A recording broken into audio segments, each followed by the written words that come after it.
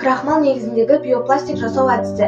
Бізге керек заттар ол крахмал, бұл бізде жүгері крахмалы. Бұдан 2 ас қасық саламыз. Келесі бізде судан 2 ас қасық саламыз.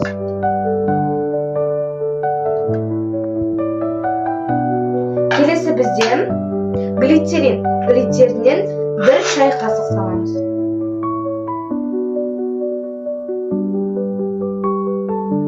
Келесі уксус, бұдан да 1 шай қасық саламыз.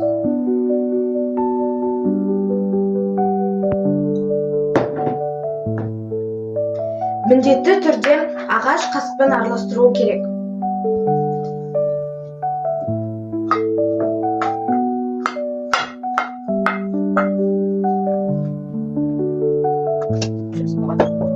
Міне бізде осындай қоспа шықты. Енді мұны газға бірнеше минут қыздырып аламыз. Баяу отқа қойып, бірнеше минут араластырамыз, қыздырамыз.